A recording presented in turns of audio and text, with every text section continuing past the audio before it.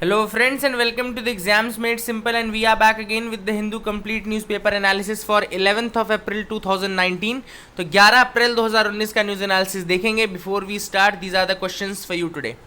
First question is what is HYSIS, HYSIS, इनमें से क्या है? ऑप्शंस नहीं है लेकिन आपको बताना पड़ेगा answer. Okay. Second question is what is pneumatophore. Pneumatophore क्या होता है? शंकर IAS अगर आपने नहीं पढ़ी तो स्टार्ट कर दीजिए. और उसमें ऐसे मुझे लगता है ऐसे 60 to 100 पेजेस ऐसे हैं जो पढ़ने पड़ेंगे आपको. अपेंडिक्स ज़रूर पढ़ लीजिएगा, उसका जो लास्ट में है वो ज़रूर पढ़ लीजिएगा. एंड न्यूमेटोफोर क्या होता है आपको बताना है, ये आपको मैनग्रूव वाले चैप्टर में मिल जाएगा. Third question is what is fortification and golden rice. तो गोल्डन राइस के बारे में बताइएगा और फोर्टिफिकेशन क्या होता है ये बताइएगा. So these are the 3 questions for you today. Please do try to answer these question in the comment section below. ये प्रीलिम्स के ही क्वेश्चन है, कोई ये मेंस के क्वेश्चन नहीं है, तो इनका आंसर 1-2 लाइन में ही आएगा ज़्यादातर, तो आप इसको बता सकते हैं. Now let's start with the news analysis part, friends. And before I start the news analysis, I will tell you that the PDFs are there in the comment and description section. Links आपको दी है, वहाँ पे आप ले सकते हैं. और नवंबर दिसंबर की PDF के बारे में आपको अपडेट कर देता हूँ. I am making that PDF, मैं खुद से वो बना रहा हूँ. And I am trying to put one of, मतलब कि आपको सिर्फ प्रिलिम्स स्पेसिफिक पूरा मटेरियल उसमें अच्छे खासे तरीके से मिल जाएगा. और वो PDF में आपको, जैसा कि मैंने कल वादा किया था आपको कि 15 के पहले मैं आपको पुट कर दूंगा, आपको सामने दे दूंगा. तो I hope I will be successful in that, क्योंकि मैंने उस पर कल जी जान लगा ही दी है उसको, तो बन ही जाएगा वो, आपको टेंशन लेने की ज़रूरत नहीं है. Now let's start with the news part. The first news is that Election Commission puts on hold release of biopic on Prime Minister Modi. तो आपको पता ही, आपको दिख रहे होंगे विवेक ओबरॉय है ना, तो इन्होंने मूवीज बनाई है जो कि बायोपिक है नरेंद्र मोदी के ऊपर. इलेक्शन कमीशन ने बोला कि ये जो है अभी इस पर डिसीजन नहीं लिया जा सकता, इस पर अभी स्टे लगाना ही सही रहेगा, क्योंकि ये मॉडल कोड ऑफ कंडक्ट का एक तरीके से वायलेशन आप बोल सकते हो.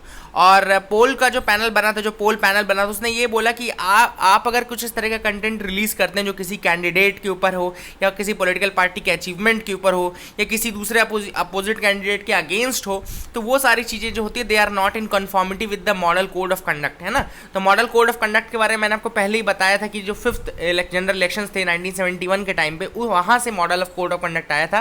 1971 5th जनरल इलेक्शंस के टाइम पे मॉडल कोड ऑफ कंडक्ट आया. और किस दिन से मॉडल कोड ऑफ कंडक्ट लागू होता है? जिस दिन शेड्यूल डिक्लेयर होता है. जिस भी दिन शेड्यूल डिक्लेयर होगा इलेक्शन कमीशन द्वारा, उस दिन से मॉडल कोड ऑफ कंडक्ट यानी कि आचार संहिता लागू हो जाएगी. हिंदी में उसको आचार संहिता बोलते हैं ना, तो याद रखिएगा.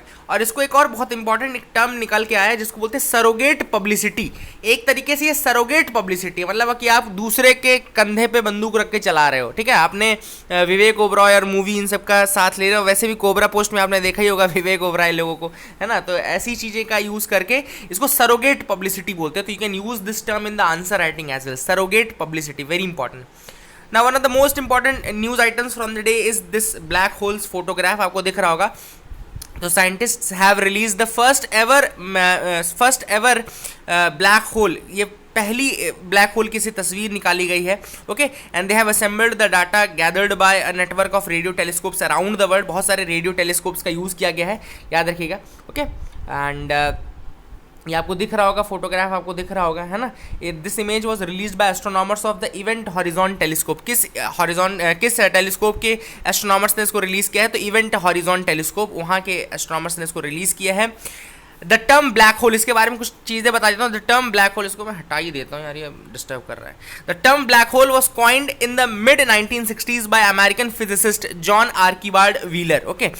वेरी इंपॉर्टेंट पॉइंट, इसको याद रख लीजिए, ये आपके प्रॉब्लम से पूछ सकते हैं. ब्लैक होल टर्म कॉइन किसने किया था? जॉन आर्कीबार्ड व्हीलर ने कॉइन किया था ये टर्म 1960s में. ओके. मिड 1960s में अमेरिकन फिजिसिस्ट हैं जॉन आर्कीबार्ड व्हीलर, जिन्होंने ये टर्म ब्लैक होल बोला, उसको पहली बार उन्होंने बोला, है ना.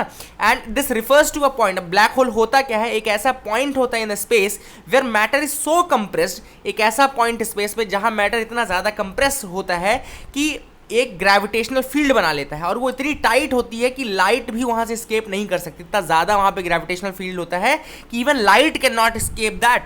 लाइट भी वहाँ से, इसलिए वो उसको ब्लैक होल बोलते हैं. The more the mass the bigger the hole. जितना ज़्यादा उसका मास होगा उतना ज़्यादा वो ब्लैक होल होगा.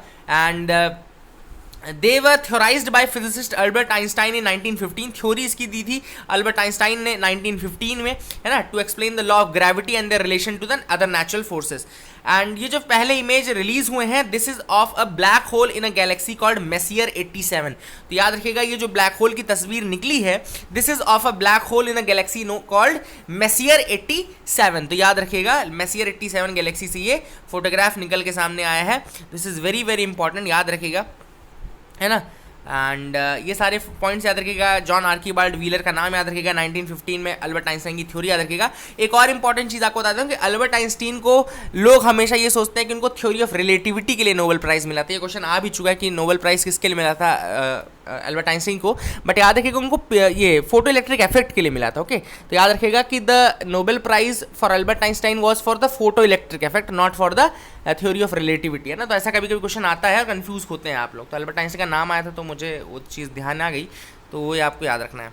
मे expresses regret for Jallianwala Bagh firing. अब कल कुछ और बोल रहे थे यहाँ के ब्रिटेन के ही कुछ लोग, और थेरेसा मे जो वहाँ की प्राइम मिनिस्टर है, उन्होंने बोला है कि हम ज़रूर इस चीज़ को मतलब रिग्रेट करते हैं कि ऐसा नहीं होना चाहिए था। ये 100th एनिवर्सरी है। ये आपको पता होना चाहिए कि 13 अप्रैल 1919 को ये इवेंट हुआ था। जलियांवाला बाग का जो ट्रेजिडी हुई थी, पूरा मैसेकर हुआ था, वो 13 अप्रैल 1919 में हुआ था। ओके, एंड ये 100th एनिवर्सरी रहेगी, तो इसको याद भी रखिएगा। पूरा इसके ऊपर क्वेश्चन आ भी सकता है ना। जैसे सैफुद्दीन किचलू के अरेस्ट के अगेंस्ट वो लोग गए थे, तो यही आपसे पूछ सकते हैं कि किसके अरेस्ट के अगेंस्ट असेंबल हुए थे जलियांवाला बाग में, है ना।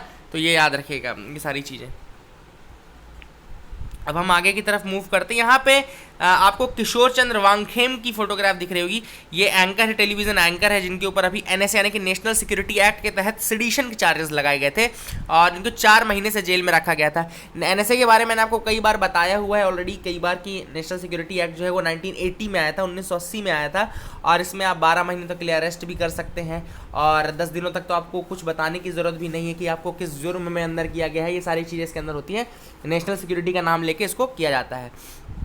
वही वांगखेम ने बोला है कि maybe I am not the right person to fight but I will keep my fight on, and मैं ये फ्रीडम ऑफ एक्सप्रेशन के लिए अपनी फाइट बिल्कुल जारी रखूंगा। और अफ्स्पा एक्ट 1958 के अगेंस्ट भी उन्होंने बोला है कि AFSPA arm forces special powers act 1958 का है, उसको भी स्क्रैप करने की जरूरत है और वो भी सूटेबल नहीं है for a country like India, जो कि इतनी ज़्यादा डेमोक्रेटिक कंट्री है ना। ये सारी चीज़ें किशोर चंद्र वांगखेम का कहना है। Now let's move to the next pages. Citizenship bill clouds phase 1 poll in 40 north east Lok Sabha seats. तो नॉर्थ ईस्ट की लोकसभा सीट्स में जो इलेक्शन होने वाला है उसमें सिटीजनशिप बिल का बहुत ज़्यादा योगदान रहेगा, वो डिसाइड करेगा fate. And citizenship bill 2016 amendment bill जो आया था उसके बारे में बताता हूँ। It seeks to grant citizenship to people without a valid document from 6 communities. 6 community के लोगों को सिटीजनशिप देने की बात की गई है, जो 31 मार्च 2014 तक आए हैं, है ना। और वो कौन सी कम्युनिटी के लोग हो सकते हैं? Hindu, Parsi, Christian, Buddhist, Jain and Sikh. ये 6 कम्युनिटी के लोग हो सकते हैं और 3 कंट्री से हो सकते हैं, पाकिस्तान, अफगानिस्तान एंड बांग्लादेश। ओके, और पहले 11 साल तक के रेसिडेंस का वो मांगा जाता था, अब केवल 6 साल के रेसिडेंस का मांगा जाएगा अकॉर्डिंग टू दिस बिल। अब ये बिल वैसे पास नहीं हो पाया, लेकिन इस बिल में यही लिखा था कि पहले 11 साल की ज़रूरत थी, अब केवल 6 साल की ज़रूरत रहेगी। और इन 6 कम्युनिटीज़ के लोगों को, जो कि 3 कंट्रीज से आएंगे, जो कि कंट्रीज कौन कौन से होंगी? पाकिस्तान, अफगानिस्तान, बांग्लादेश, उनके पास अगर डॉक्यूमेंट नहीं भी है वैलिड तो भी उनको सिटीजनशिप दे दी जाएगी। तो काफ़ी विरोध भी हुआ इस चीज़ का, आसाम में बहुत ज़्यादा विरोध हुआ, है ना। तो वही चीज़ बोल रहे हैं कि नॉर्थ ईस्ट के जो इलेक्शंस हैं उनके ऊपर बहुत बड़ा इफेक्ट होगा इस बिल का भी। Now let's move to the next pages. आगे की तरफ मूव करते हैं, आप भी मेरे साथ मूव करते जाइए, देखते हैं। स्वाइन फ्लू के कारण जो डेथ टोल है वो राइज हो गई है मध्य प्रदेश में। और ये बस ये स्वाइन फ्लू का ये याद रखेगा, ये क्वेश्चन ऑलरेडी पूछा जा चुका है यूपीएससी 2015 में, आई थिंक H1N1 वायरस। तो अगर आपसे कोई पूछे H1N1 वायरस तो स्वाइन फ्लू याद रखेगा, H1N1 वायरस। और मध्य प्रदेश में काफ़ी ज़्यादा इस समय अलर्ट है, काफ़ी ज़्यादा ये फैल रहा है। Supreme court collegium recommends 5 new chief justice of high courts. Okay, तो सुप्रीम कोर्ट ने रिकमेंड किए हैं 5 न्यू चीफ जस्टिस को हाई कोर्ट के लिए। अब आपको कोलिजियम के बारे में मैंने कई बार ऑलरेडी बताया है वैसे, लेकिन एक बार फिर बता देता हूँ कि देखो, जो कोलिजियम है बेसिकली वो पहले वर्क नहीं करता था। 1981 में फर्स्ट जजेस केस आता है। इन 1981 देयर वाज फर्स्ट जजेस केस 1981 में, ये डेट याद रखेगा 1981। लक्ष्मीकांत से कंफ्यूज मत होइए, उसमें 1982 आई थिंक दिया हुआ है, तो वो नहीं है, वो गलत है। 1981 is the correct year, first जजेस केस। उसमें ये था कि जो एग्जीक्यूटिव होगा वो अपॉइंट करेगा। Executive was responsible for the appointment of the high court and supreme court जजेस एंड ऑल। ओके, याद रखिएगा 1981 में एग्जीक्यूटिव के पास पावर थी। 1993 में आता है सेकंड जजेस केस। द सेकंड जजेस case was in 1993।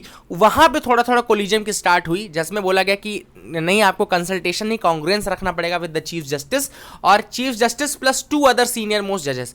Okay, chief justice plus 2 other senior most जजेस, ये था उस समय कोलिजियम। फिर 1998 में आता है थर्ड जजेस केस, जिसमें फाइनली कोलिजियम बनता है with the chief justice and 4 senior most जजेस। ओके, तो chief justice plus 4 senior most जजेस, ये बनता है 1998 थर्ड जजेस केस में। ओके, तो ये पूरी हिस्ट्री है जो कि हमने ट्रेस की कोलिजियम के रिगार्डिंग। ओके, याद रखिएगा। So let's move to the next news item. आगे की तरफ मूव करते हैं, देखते हैं क्या इंपॉर्टेंट न्यूज़ आइटम है। NIA arrest JKLF chief Yasin Malik. तो यासीन मलिक को एनआईए ने अरेस्ट कर लिया है, याद रखिएगा, 13 दिन की कस्टडी में रखा है। एंड एनआईए के बारे में आपको पता है, सेंट्रल एजेंसी है जो कि गवर्नमेंट ऑफ इंडिया ने बनाई है to combat terror in India, terror से लड़ने के लिए। और 2008 में इनैक्टमेंट किया गया था बाय द एनआईए एक्ट 2008। 2008 में आया एनआईए एक्ट 2008 का, उसके अकॉर्डिंग उसको बनाया गया। और this was created after the 2008 Mumbai terror attacks. तो 2008 के मुंबई टेरर अटैक्स के बाद इसको बनाया गया है। And YC Modi is the chairman of NIA. It works under the home affairs ministry. किस मिनिस्ट्री के अंदर काम करता है? होम अफेयर्स मिनिस्ट्री के अंतर्गत काम करता है। तो this is also the thing which you need to remember. Anonymity of the poll bonds must go. अब इलेक्शन कमीशन का ये कहना है कि ठीक है, अगर आपको इलेक्टोरल बॉन्ड स्कीम रखनी ही है तो आपको एटलीस्ट उसकी एनोनिमिटी को हटा देना चाहिए। एनोनिमिटी को कैसे हटा देना चाहिए कि देखो, उसमें क्या है, बेसिकली फंडा ये है कि 20,000 से कम का जो डोनेशन करेंगे उनको अपनी आइडेंटिटी बताने की जरूरत नहीं है। और कई बार हमने ये चीज़ मतलब हमने यहाँ पे डिस्कस की है कि क्या होता है कि कई बार लोग इस तरीके का यूज़ करते हैं कि वो बार बार 20,000 से कम का डोनेशन करेंगे और अपनी आइडेंटिटी को हाइड कर लेंगे, है ना। तो कई बार काफ़ी बड़ी अमाउंट भी इस तरीके से, एक तरीके से आप बोल सकते हैं मनी लॉन्ड्रिंग भी हो सकती है, एक तरीके से आप बोल सकते हैं कि यहाँ पे ब्लैक मनी भी यूज़ हो सकती है। तो वो उसका कोई फ़ायदा नहीं रहेगा। मतलब आपने बोला कि हम ट्रांसपेरेंसी लाने के लिए इलेक्टोरल बॉन्ड ला रहे हैं, बट ट्रांसपेरेंसी तो आई नहीं, उल्टा और ज़्यादा एनोनिमिटी आ गई, और ज़्यादा उसमें डोनेशंस आने लगे, और ये सारी चीज़ें हो रही है। तो वही पोल पैनल ने कहा है कि आपको एनोनिमिटी हटाने की ज़रूरत है, और जो भी डोनेशन करेगा उसको अपनी आइडेंटिटी बतानी पड़ेगी, किस पॉलिटिकल पार्टी को जा रहा है वो भी बताने की ज़रूरत पड़ेगी। Okay, so let's move to the next news item, Rafale rebuff. अब देखो, सुप्रीम कोर्ट में अभी जो राफेल का केस चल रहा है उसमें सेंटर ने ये बोला कि आप जो लीक्ड डॉक्यूमेंट थे उसका यूज़ नहीं करेंगे। सुप्रीम कोर्ट में प्ली की कि आप लीक्ड डॉक्यूमेंट्स को एविडेंस की तरह नहीं मानेंगे, लेकिन सुप्रीम कोर्ट ने उसको रिजेक्ट कर दिया और उन्होंने बोला नहीं, ये इन्वेस्टिगेटिव जर्नलिज्म के थ्रू आया है, इसलिए हम इसको मानेंगे। तो वही इस आर्टिकल में वही चीज़ बोली गई है कि this will give a push towards investigative journalism. देखो, ये अगर नहीं एक्सेप्ट करते तो इन्वेस्टिगेटिव जर्नलिज्म को एक धक्का लगता है। क्यों? क्योंकि वो फिर ये सोचते हैं कि यार हमारी चीज़ें तो मानते ही नहीं है, जब सुप्रीम कोर्ट इसको यूज़ ही नहीं करेगी तो किस बात का हम इन्वेस्टिगेटिव जर्नलिज्म करें। बट सुप्रीम कोर्ट ने कहा कि नहीं, ऐसा नहीं, हम उसको मानेंगे, और डॉक्यूमेंट सही डॉक्यूमेंट होंगे तो बिल्कुल उनका यूज़ किया जाएगा। तो इस तरीके से उन्होंने एक पुश दिया है जो कि इन्वेस्टिगेटिव जर्नलिज्म की तरफ एक पुश देता है ना। यही था खास इस आर्टिकल में, बाकी चीज़ें हमको जानने की जरूरत नहीं है। ट्रिकरीज ऑफ द मनी बिल, मैं आपको इसको ऐसे ही बता देता हूँ। बेसिकली ये जो अभी एक केस चल रहा है सुप्रीम कोर्ट में regarding the finance bill of 2017, finance act of 2017। अब इसको चैलेंज क्यों किया गया है? क्योंकि बहुत सारी चीज़ें उसमें ट्रिब्यूनल्स के रिगार्डिंग थी। देखो, ट्रिब्यूनल्स को शट डाउन किया गया था उस फाइनेंस एक्ट ऑफ 2017 के अंतर्गत। अब ऑथर का ये कहना है बेसिकली कि उसमें सिर्फ मनी बिल के मैटर नहीं थे, बहुत सारे मैटर थे, ट्रिब्यूनल से रिलेटेड मैटर थे, तो फिर उसको मनी बिल की तरह क्यों पास किया गया? और कई बार ऐसा देखा गया है कि राज्यसभा को बाईपास करने के लिए सेंटर क्या करती है कि कोई बिल अगर ले आ रही है तो वो उसको मनी बिल की तरह ले आते हैं। एंड मनी बिल को कौन बताता है कि सही एक मनी बिल है या नहीं? ये स्पीकर के पास पावर होती है। It is the speaker who decides whether a bill is a money bill और नॉट, है ना। और स्पीकर का से जो होता है वो फाइनल होता है।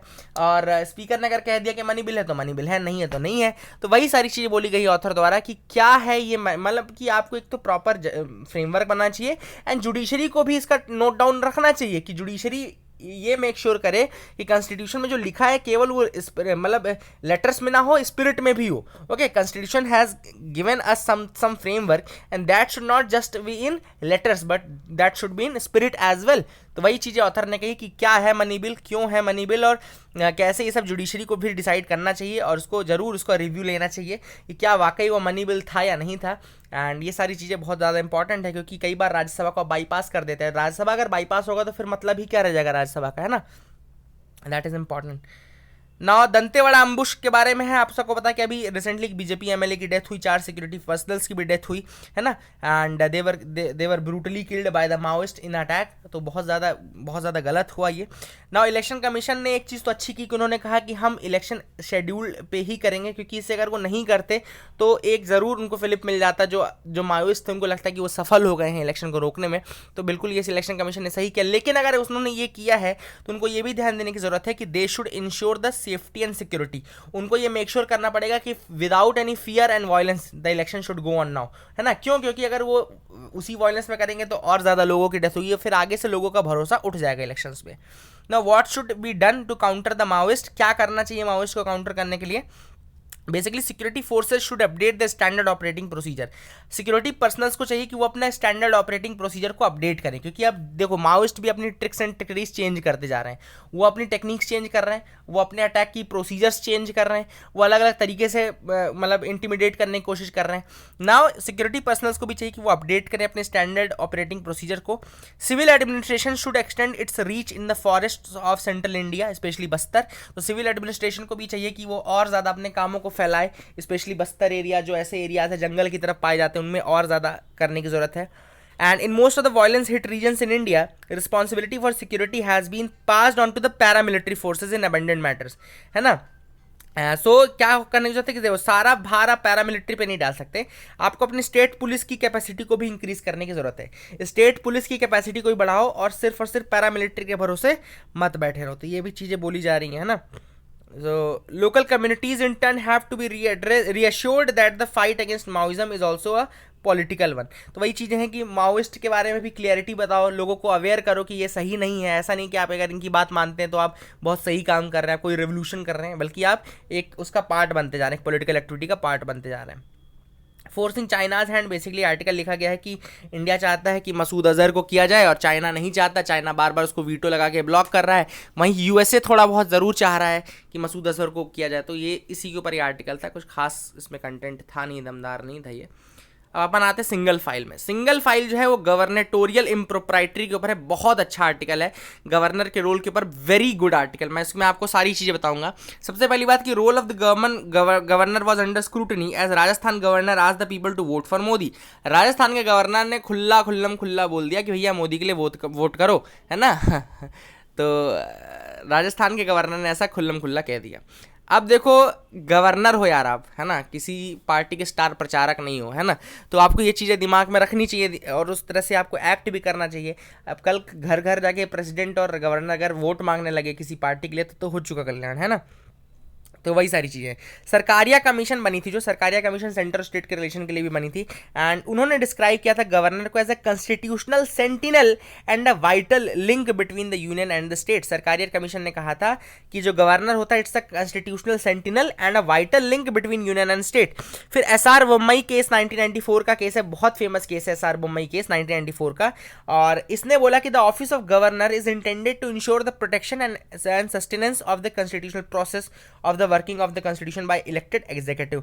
तो ऑफिस ऑफ गवर्नर जो होता है वो इंश्योर करता है protection and sustenance of the constitutional process. ऐसा एसआर बोम्मई 1994 केस में बोला गया।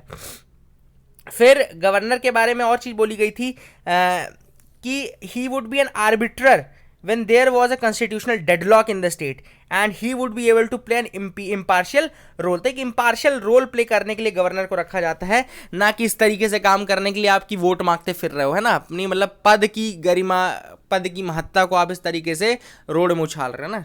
तो ये सारी चीज़ आपको नहीं करनी चाहिए। फिर हरगोविंद पंत वर्सेस रघुकुल तिलक 1979 का केस है, it's a very important case, Hargovind Pant versus Raghukul Tilak case. इसमें सुप्रीम कोर्ट ने अफर्म किया कि office of governor was not subordinate और subservient to the government of India. मतलब कि ऑफिस ऑफ गवर्नर सबऑर्डिनेट नहीं है to the office of government of India, ऐसा हरगोविंद पंत वर्सेस रघुकुल तिलक केस में बोला सुप्रीम कोर्ट ने। बहुत इंपॉर्टेंट है ये केस, याद रखिएगा, इसका आप जिक्र भी कर सकते हैं, है ना। And in a contemporary constitutional landscape the governor is expected to advance the cause of federalism and democracy. Governor को तो चाहिए कि वो फेडरलिज्म को और डेमोक्रेसी को और ज़्यादा आगे बढ़ाए, और आप इस तरीके से अगर सबसर्विएंट वे में अगर आप झुकते रहेंगे सेंट्रल पार्टी के लिए अपने पोस्ट को बचाने के लिए, तो वो बहुत गलत है। देखो होता क्या है बेसिकली, गवर्नर को तो कभी भी हटा सकते हैं, कभी भी ला सकते हैं। तो क्या होता है, ये लोग बेचारे क्या करते हैं, अपनी पोस्ट को बचाने के लिए पार्टीज के फेवर में बोलते रहते हैं ना। तो ये सारा बहुत स्पॉइल सिस्टम टाइप का है और ये नहीं होना चाहिए। गवर्नर की पोस्ट बहुत इंपॉर्टेंट पोस्ट है और इस तरीके से उसको बटरिंग करने के लिए नहीं रखा गया है, उसको कॉन्स्टिट्यूशनल प्रोसेस को अपहोल्ड करने के लिए रखा गया है, और ये बटरिंग करते रहेंगे तो हो गया कल्याण फिर।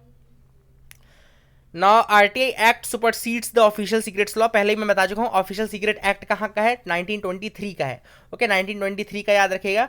और आरटीआई एक्ट जो है वो सुपरसीड करता है, ऐसा फिर से के.एम. जोसेफ ने कहा है, जस्टिस के.एम. जोसेफ ने ये कहा है कि आरटीआई एक्ट जो है वो सुपरसीड करता है। बहुत इंपॉर्टेंट है आरटीआई एक्ट, और वो सुपरसीड करता है ऑफिशियल सीक्रेट्स एक्ट को, याद रखिएगा, है ना।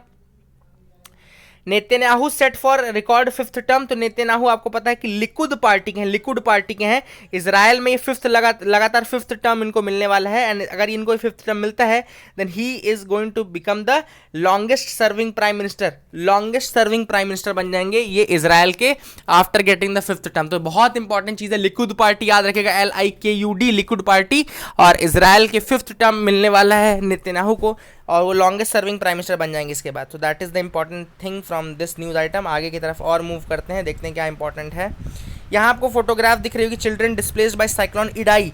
साइक्लोन इडाई कहाँ पे आया था, बीरा मोजाम्बिक, याद रखेगा, जगह याद रखेगा, बीरा इन मोजाम्बिक। ये बीरा जगह याद रखेगा कि मोजाम्बिक में है, ऐसा यूपीएससी पूछ सकता है कि बीरा कहाँ पे ये प्लेस है। तो बीरा मोजाम्बिक, साइक्लोन इडाई काफ़ी इंपॉर्टेंट है, याद रखेगा। बेचारे अपनी किताबें लेके जा रहे हैं, बच्चे हैं। Professional see significant disruptions at work. Basically यहाँ पे एक सर्वे किया गया था by global talent trend study, जिसको मर्सर ने किया था, मर्सर जो भी आपको बोलना है, MERCER, मर्सर या मर्कर जो भी बोलना है। ग्लोबल टैलेंट ट्रेंड्स स्टडी की थी इन्होंने, ग्लोबल टैलेंट ट्रेंड स्टडी। उसमें इन्होंने ये कहा कि जो बहुत सारे प्रोफेशनल्स हैं उनका ये मानना है कि AI यानी कि आर्टिफिशियल इंटेलिजेंस के आने के बाद उनके काम में बहुत ज़्यादा डिसरप्शंस होगा।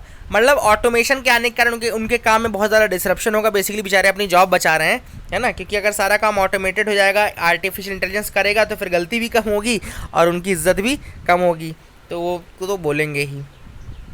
High stock of non performing assets in India, more progress is needed. तो IMF का कहना है कि बहुत ज़्यादा नॉन परफॉर्मिंग एसेट्स हैं इंडिया में, और नॉन परफॉर्मिंग एसेट्स की डेफिनेशन मैंने आपको बता चुका हूँ कि 90 दिनों से ज़्यादा अगर हो जाता है, कोई लोन पेंडिंग होता है, इंटरेस्ट पेंडिंग होता है, तो वो बन जाता है नॉन परफॉर्मिंग एसेट्स। एंड अगर एग्रीकल्चर के टर्म्स में अपन NPA की बात कर रहे हैं, तो अगर शॉर्ट ड्यूरेशन क्रॉप है तो उनके लिए 2 सीजन, और अगर लॉन्ग ड्यूरेशन क्रॉप है तो उसके लिए केवल 1 सीजन ही अपन देखते हैं, और 1 सीजन के बाद अगर हो जाता है तो वो NPA बन जाता है, और शॉर्ट ड्यूरेशन क्रॉप्स में 2 सीजन तक अगर नहीं मिलता है इंटरेस्ट और मुद्दल, तो फिर वो नॉन NPA बन जाता है, याद रखिएगा। इस न्यूज़ में एक और इंपॉर्टेंट फैक्ट था, ग्लोबल फाइनेंशियल स्टेबिलिटी रिपोर्ट निकालता है IMF।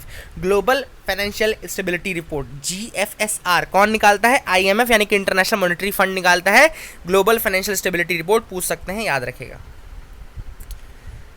IRDAI tells insurance to notify claim status to the customers. अब IRDAI यानी कि insurance regulatory development authority of India का कहना है कि सारे इंश्योरर्स को आप नोटिफाई करेंगे जिन्होंने पॉलिसी होल्ड की। अगर सपोज कोई पॉलिसी होल्ड की है किसी इंश्योरर ने, तो आपको आपने अगर कोई पॉलिसी होल्ड की है, आप यूज़र हैं, आपने पॉलिसी होल्ड की है, किसी इंश्योरर से आपने होल्ड की होगी, है ना, किसी इंश्योरर के द्वारा, तो आपको इंश्योरर्स के द्वारा सारी इन्फॉर्मेशन, सारे क्लेम्स का स्टेटस बताना पड़ेगा हर प्रोसेस के स्टेज में। तो मतलब insurers need to tell you about the process at each and every stage. तो ये इंश्योरर्स के लिए बोला है IRDAI ने। एंड अगर IRDAI ने ऐसा कहा है तो क्यों कहा है, ताकि ट्रांसपेरेंसी मेंटेन रहे और कस्टमर्स को, यूजर्स को हर इन्फॉर्मेशन मिलती रहे। IRDAI के बारे में बता दूं, ये एक रेगुलेटर है, ऑटोनॉमस स्टैट्यूटरी बॉडी है, और इंश्योरिंग और री इंश्योरिंग इंडस्ट्रीज़ को हैंडल करती है। IRDAI एक्ट 1999 का एक्ट है, 1999 में ये एक्ट आया था, गवर्नमेंट ऑफ इंडिया पार्लियामेंट ने पास किया था 1999 में, और जो हेडक्वार्टर है वो इसका हैदराबाद तेलंगाना में। तो कहता है हैदराबाद तेलंगाना में इसका हेडक्वार्टर है, ये भी याद रखेगा। So I hope that is it for the day, friends. That is it, and please keep loving us, keep sharing us. Thank you and have a nice day.